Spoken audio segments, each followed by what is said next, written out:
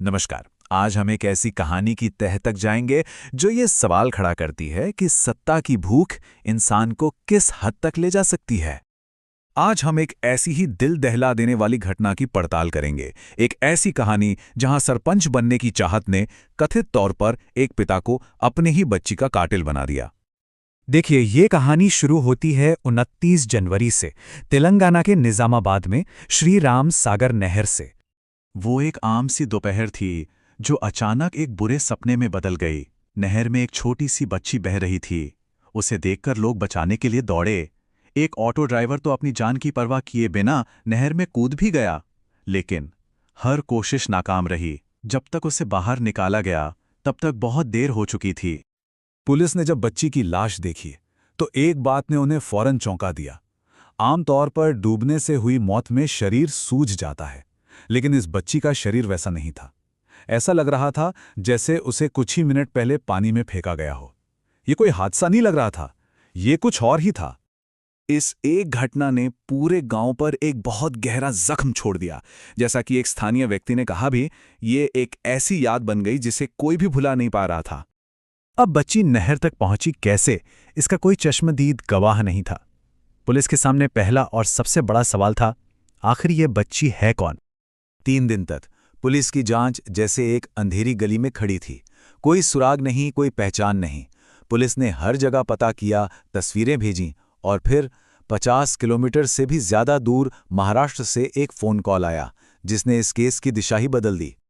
पहचान तो हो गई, लेकिन इससे सवाल और भी गहरा गया।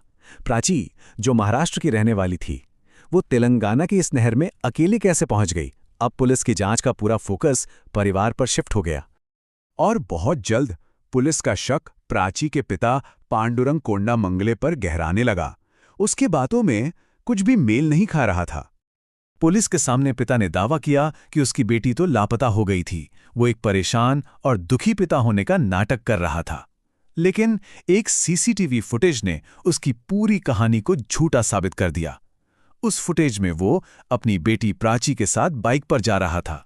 उसका झूठ पकड़ा जा चुका था। इस कबूलनामे ने यह तो साफ कर दिया कि ये एक सोची समझी हत्या थी। लेकिन सवाल अब भी वही था, क्यों?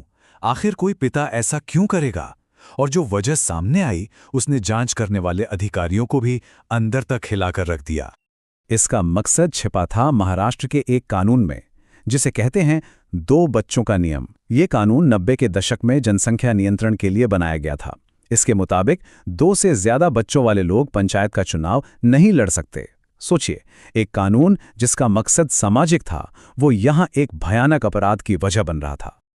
अपनी पत्नी को सरपंच बनाने के सपने के आगे ये कानून एक दीवार की तरह खड़ा था, और कोंडामंगले ने उस दीवार को हटाने के लिए अपनी ही बेटी की बलि चढ़ाने का फैसला कर लिया। पुलिस की रिमांड रिपोर्ट उस आखिरी पल की एक ऐसी खौफनाक तस्वीर बताती है जिसे सुनकर किसी की भी रूह कांप जाए।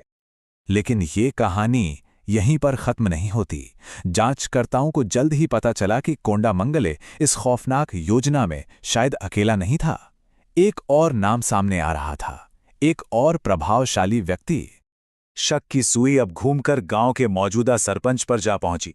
पुलिस का मानना था कि इस पूरी साजिश के पीछे सरपंच शिंदे ने एक बहुत ही अहम भूमिका निभाई थी। पुलिस रिपोर्ट के मुताबिक शिंदे ने ही कोंडामंगले को चुनाव लड़ने के लिए उकसाया था। उसे पैसों का वादा किया और ये भरोसा भी दिया कि कोई भी मुश्किल आएगी तो वो देख लेगा। ये वो रकम थी जिसका लालच शिंदे ने कथित तौर पर कोंडामंगले को दिया था। एक छोटे से गांव में सरपंच के चुनाव के लिए 15 लाख रुपए, ये एक बहुत बड़ी रकम थी, एक बहुत बड़ा प्रोत्साहन। पिता और सरपंच दोनों की गिरफ्तारी के बाद केरूड़ गांव में जैसे एक भूचाल आ गया। पूरा समुदाय 2 हिस्सों में बंट गया।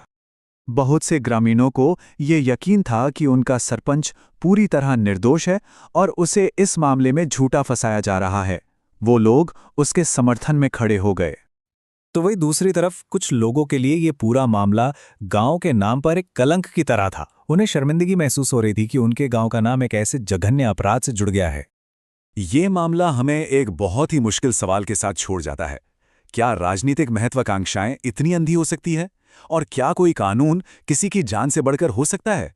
इन सवालों का कोई आसान जवाब नहीं है।